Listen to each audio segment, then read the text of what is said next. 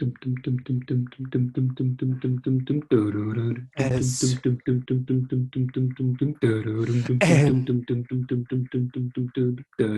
W slow news. Well, We back. week. Oh my God, we're back. Welcome back to Slow News Week, episode 10. It's been a while. Fuck, I regret that. It was like a smoke bomb. Do you want to start again? No. We'll start again if you feel like it. No, I don't want to do it. If I embarrass myself and then like even you saying that, because this is going to Yeah. go out, okay? Yeah, Even of course you we will. saying that, people are going to think that we just cut stuff out that I do. It's like, no, I'm very... if We anything- only cut out like your racist rants, and Yeah. those are the ones that we have to cut out because, I mean, not because we're ashamed of them, but just because, these Yeah. SJW snowflakes just probably can't handle hearing These the truth. bloody- I mean, yeah, I know. facts don't care about your feelings, Simon. Yeah. And I can't, I just want to address it just before we move on. Please. Those sexist things that you constantly go on about. Yeah. And I usually think like, hey, maybe we should leave it in, but I just thought I'd acknowledge it as you just tried to make me out as being a racist. Well, it's a good start. That's why we haven't been doing the Slow News Week podcast for a little while, because we've been deciding whether or not we should add the really racially insensitive stuff in, and we've decided to go with it. So today's going to be the racist episode, where we're going to go for it. Racist episode, guys. Let's start off with white people. I actually do have a white man if you want me to do it. Yeah, jump right in. Premier Mark Mcgowan. We know Mark? We do know Mark personally. Okay. Shows his true colours by donning Team WA jacket at a skills summit. First of all, what Team WA? Yeah, so Team WA. So he went to like a summit, a skills summit they called it, which is just for a bunch of school kids to come in and speak to the Premier, but also like show off their abilities, okay? Now, WA's got talent? WA does have talent, okay? Also in their Premier as well, which I will go on because he's doing a lot better than ours. WA needs to stop pretending that they're a state. Go on. It's mostly a desert with one city. Well, what qualifies you to be a state, though? I don't know, but I imagine WA doesn't achieve those standards because WA is a state and they do their job forgettably.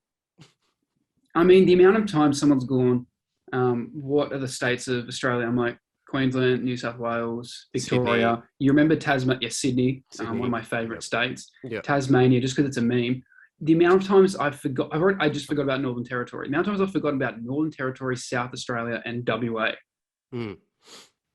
But go on, Mark Mcgowan. Just sounds like you don't know outside of where you live. So even past Australia, incredibly sheltered. Yes, of course. Okay. So they gave him like a varsity jacket. It was like WA on the back, right? Cool. Shit. But there's no doubt Mark Mcgowan has West Australians at his very heart now that he has the jacket to prove it. But if this is a WA skills challenge, isn't everyone Team WA?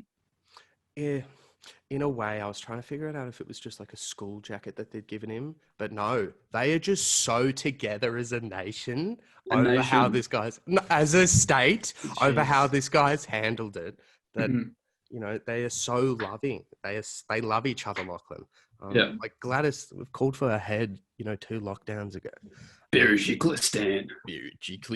But either way, the school kids gave him the jacket, did interviews with a lot of them, and Mr. McGowan is just an adorable man.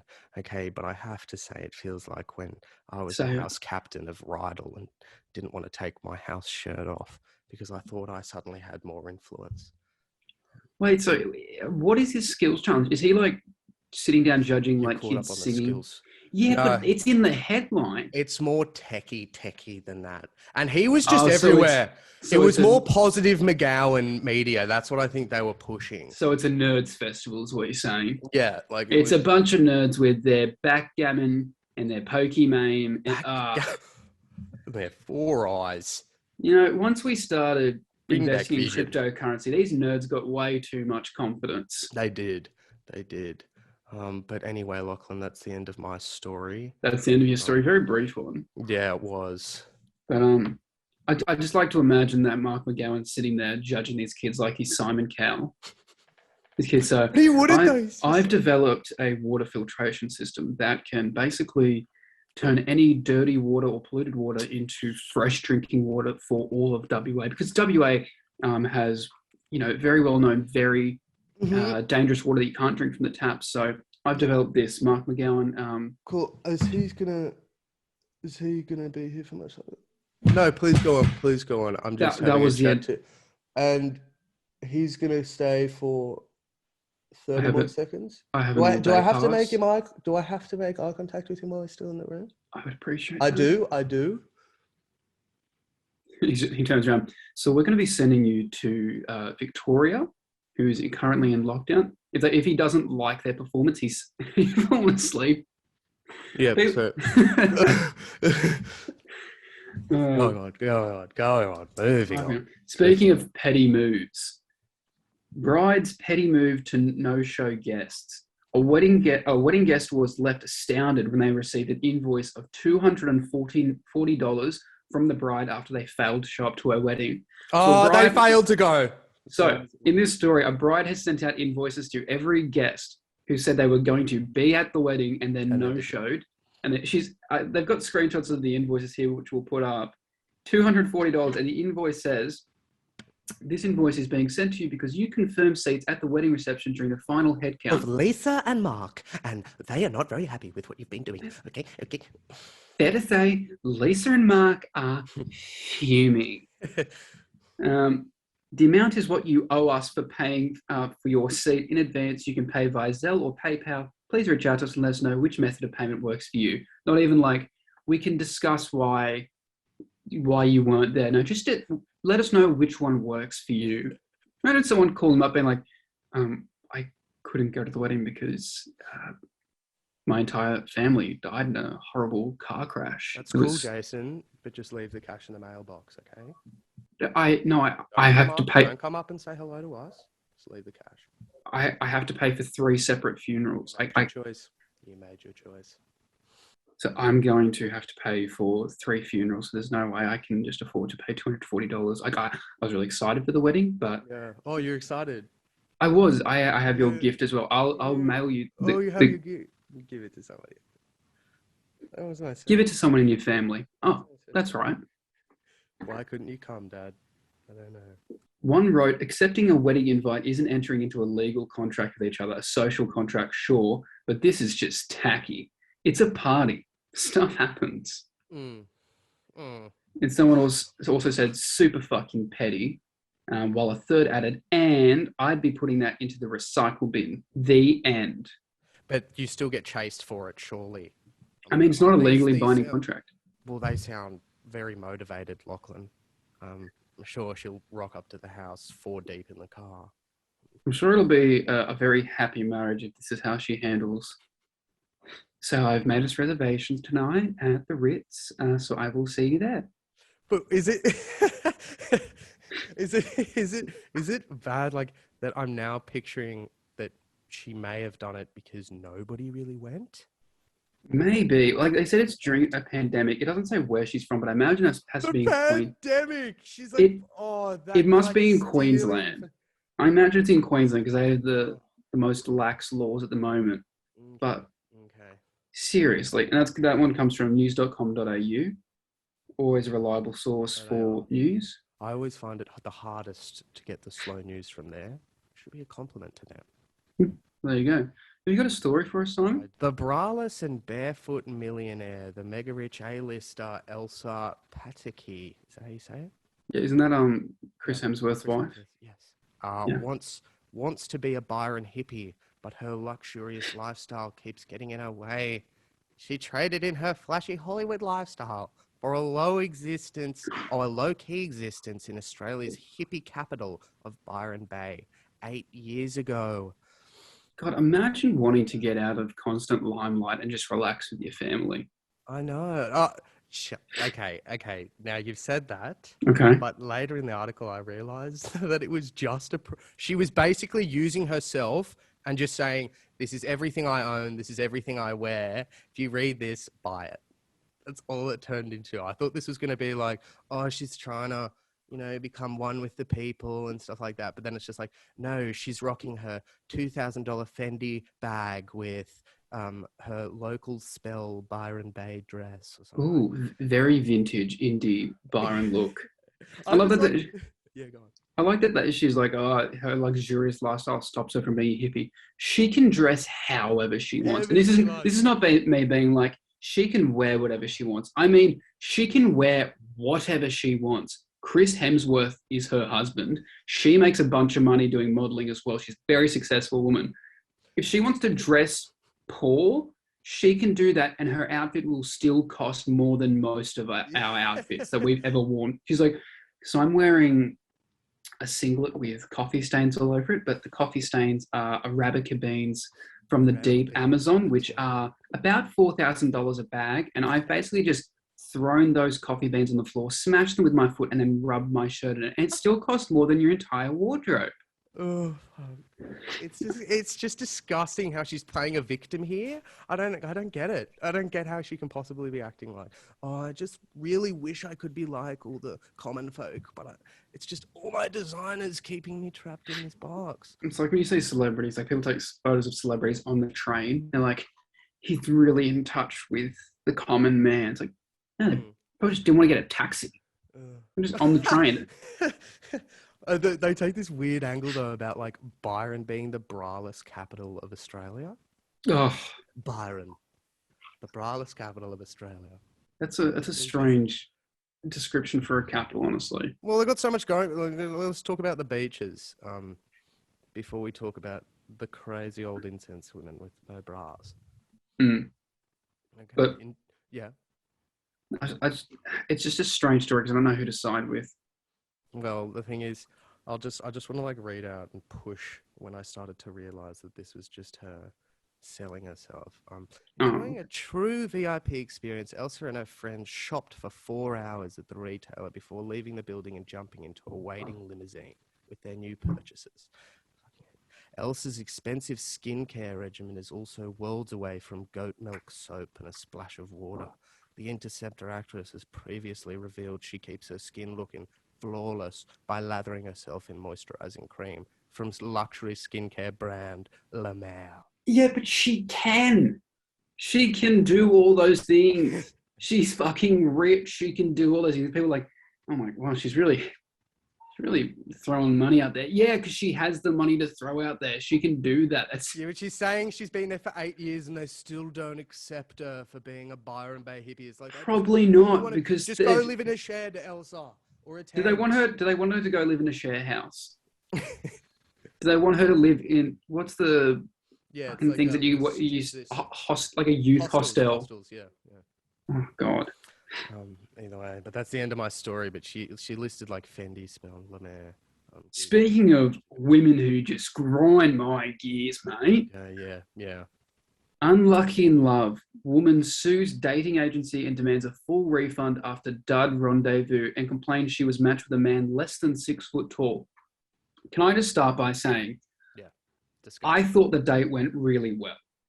Oh. I thought she really liked me. I came across with all my best jokes, I put my personality out there, and the entire time she was like, haha, very funny for a small little mousy man like you. I thought the date went to take the further it went on. Like I would have taken that as a signal that I'm like, maybe she doesn't like the fact I'm short. Well, she openly threw up on me when she first saw me. Oh, jeez. And because I'm under 6 foot, it was more like a shower than anything. And okay, yeah. But I'll go on. So you enjoyed it. It wasn't. It's one of those things where you don't think you're going to enjoy it, and then you're like, maybe I'll try it again. Like I'd pay for that to happen to me again. Would you ever go, like, say she ended up being into you? Would you ever go grocery? Well, that would never happen because I'm under 6 foot and. Oh, okay, fair enough. Disgusting. Continue. So Eileen Moore, a doctor, wanted $4,995 refund and an apology letter from Elite Introductions. Now, Elite Introductions is like Tinder for successful people. Oh, okay. So it's people who are ready for a relationship, who work in high corporate jobs, who make a lot of money. And so she was on that, and she put through her like all her criteria. And you were on it. Yeah, I was on it.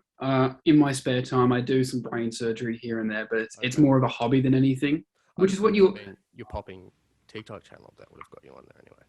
No, it's what you want to hear before you go under in brain surgery. It's like, I'll be a surgeon. I'm Lachy. This is just a thing I do on the weekends. But she got matched with a man who met most of her criteria, but not all of it, unfortunately. Yeah. And my heart goes out to Eileen. Yeah, we know where he fell short.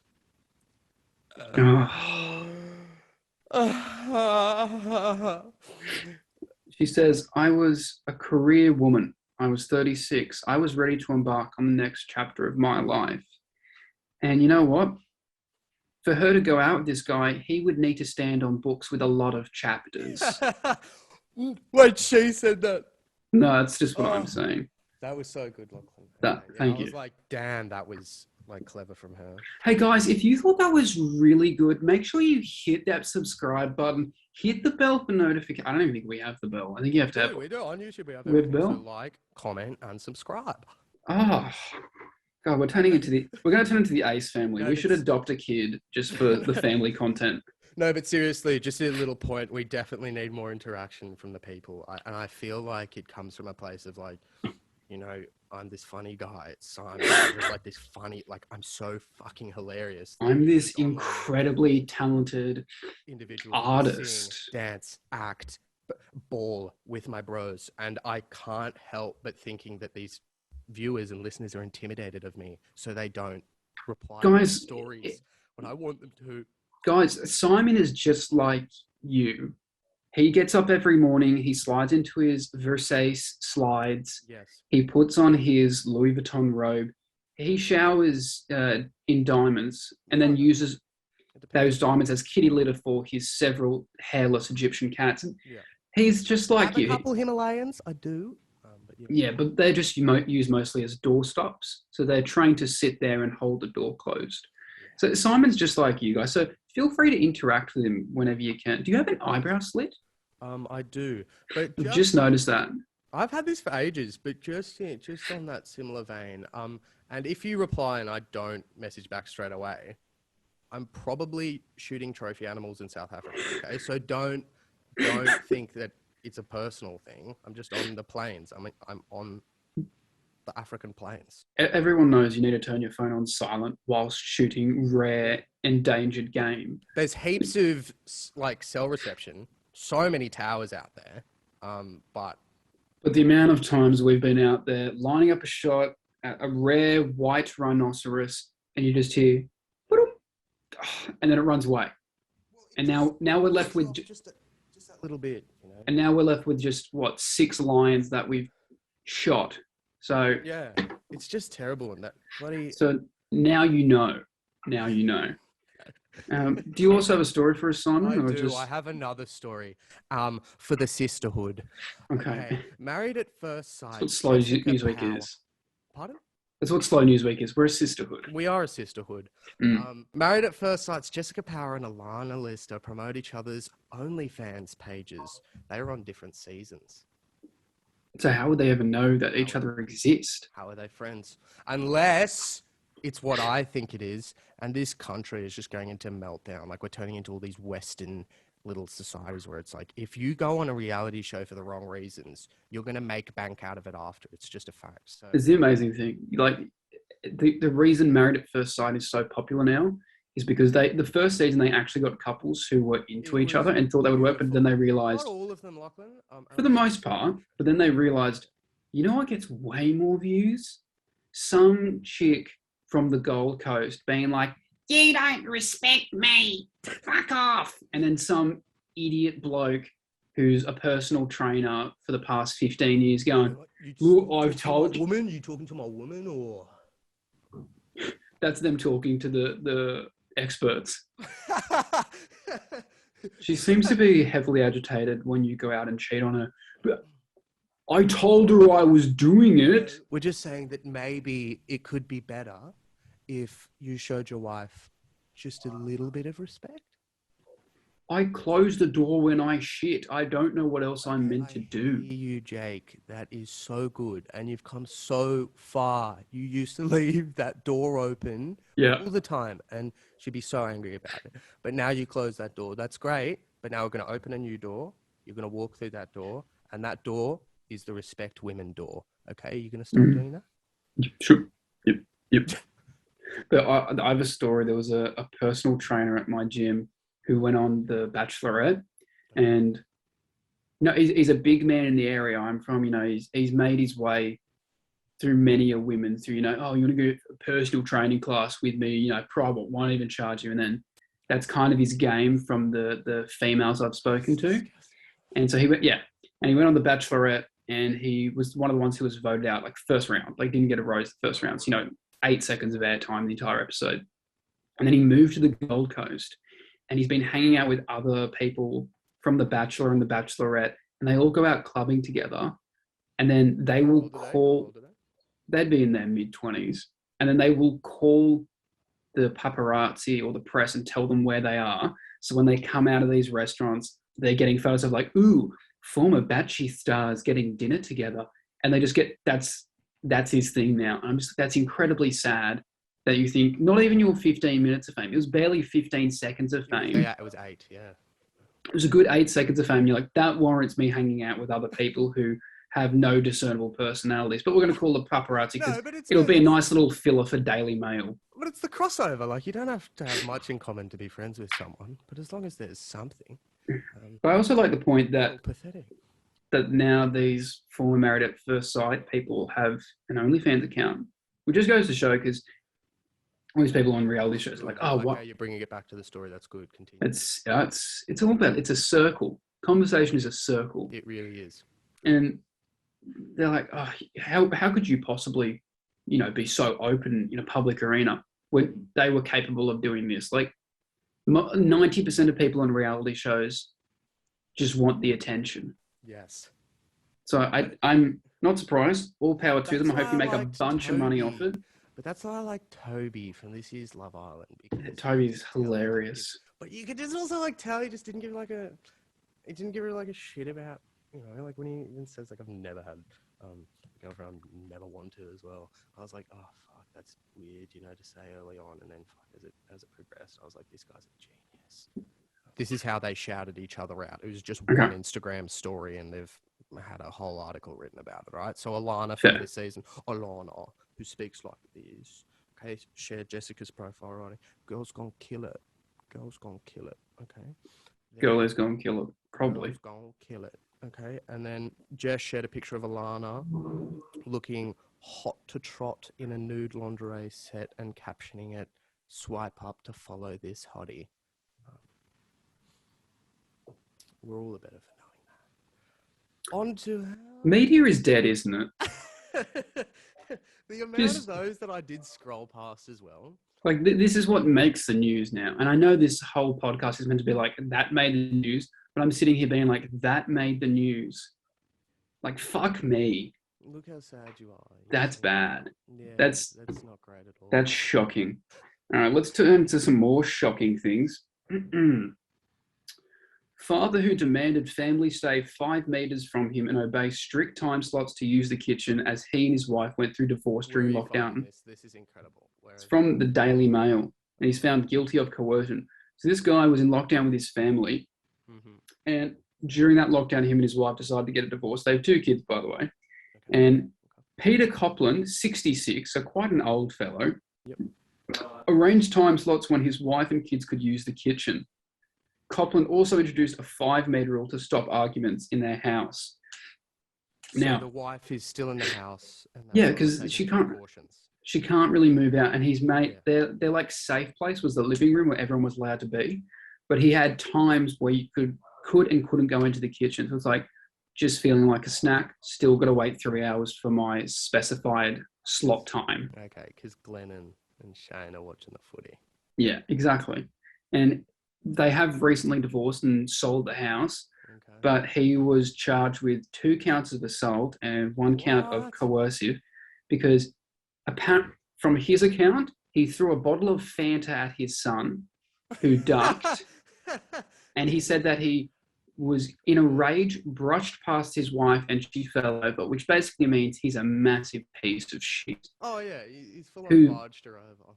So he's just the worst guy to live with. I mean, who introduces a 5 meter rule? There's definitely a few worse. No, he's the worst. It goes him, then Ted Bundy, No. and then the guy who doesn't like wash the fry pan after they've made eggs or pancakes, because we've all been there. No. But that's pretty much the gist of it. He's just an angry old man. Man who threw a can of Fanta or a bottle of Fanta? A bottle of Fanta. Okay, see, that's half reasonable.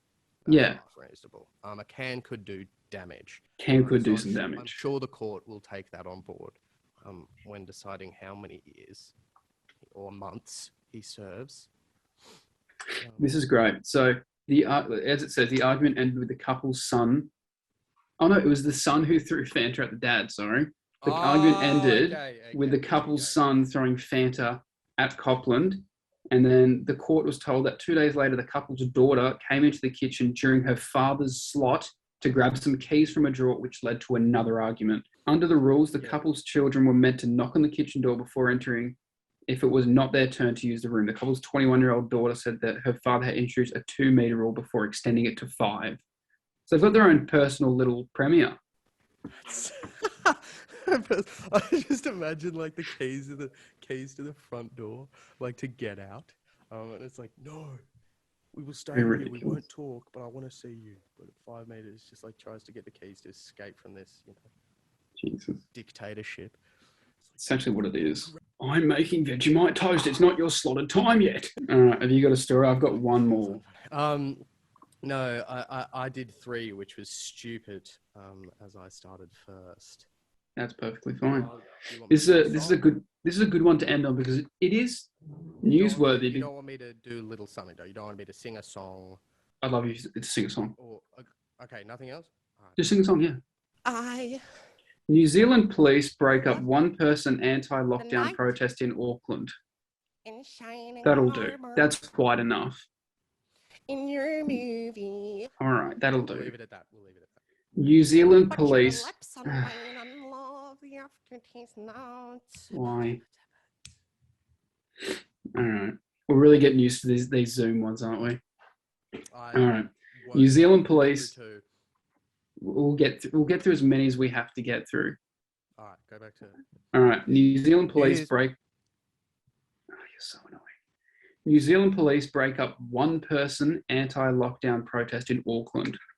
So last week they had a protest in New Zealand that had 100 people at it, and it got shut down pretty quickly. Then there was another one with 20 people outside a police station where the Kiwi cops literally could have put them all in jail because they're right out the front door, and they gave them 20 verbal warnings, which is the most Kiwi thing ever. Like, it's very nice. Hey guys, could you just get our freedoms? Guys, I know you want freedom, and the All Blacks are playing next week, and I know a lot of us want to be there, but it's been restricted numbers. Okay. But we're going to have to ask you to go home, okay? Fair enough. Fair enough. That's their reaction. Fair enough, play on. And then this week, there was one guy who turned up to a protest by himself, and there were more cops than protesters, and they're just like, are you here to attend the protest? And he just goes, no. No, he openly goes, yep. Legend. And he asked, am I early for the protest? And they were like, no, it's today. And he showed a website, like a Facebook page where they were organizing it. And even the Facebook... Some of those names, mate? Someone in the Facebook chat put up this thing like, let's do a protest tomorrow. And someone was like, nah, probably not. I mean, they're getting shut down pretty quick and they've already given out verbal warnings, so it's only going to get worse. Yeah, it's as bad as global warmings as well. Yeah, exactly. I mean, we've got to reduce our verbal warnings, guys. Well, verbal warnings is just when people verbal warnings angry around you in a circle and they just start like hurling abuse at you and you just like feel this verbal warming. Oh, I thought it was just talking really close into someone's mouth so you can feel the warmth of their breath. So I've been thinking, have you seen Love Island recently? And then... What I'd give to suck your breath out. Jesus. It's like a Dementor from Harry Potter. No, Thomas Middleditch. Go on. Thomas Middleditch. You know when he says it? Isn't it? Yeah, on his Netflix show. I do know. All right. So, and they even the Facebook page was like, yeah, we're not doing the protest. And this guy's turned up by himself, lone hero, just like stop the lockdown. Okay, I'll go home now. No, I'd like to think that he stayed for longer than that, put in all that effort. So he did not. So nobody else showed up, or no one else else turned away. He was just like, nobody else showed up. He was the only person to great. show up. So they get like one person show up. We get like a couple thousand. The story is so like cut and dry, as in like a guy turned up, we told him to go home, that this next 2/3 of this story is just them talking about how good New Zealand's economy is going.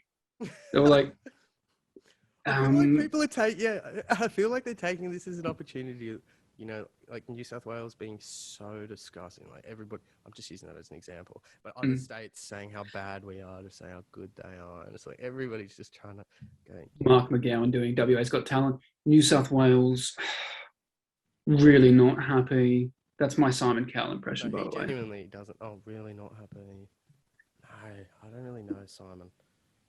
Like I do. Of course, I know Simon Cowell. I watch him a lot. Yeah, personally. Like he doesn't have enough aura about him to take off. He's just got. Yeah, he's gotten camper. He's a good up and comer. I think he's got a bright future ahead of him. He'll be good one day. Yeah. I'm sure he'll want to come on the podcast at some point. We can give him some tips and pointers. Who did you say you wanted on the podcast? Who did I say I want on the podcast? There's a couple of people I want around the podcast. I won't mention them because the only time people will know they're on the podcast is when we announce it. Okay. But there's a couple that I think would be very good. So like names that people know, because I was thinking of one or two maybe. No, complete. Imagine if I said no, they're complete unknowns, and then I asked them to come onto the podcast.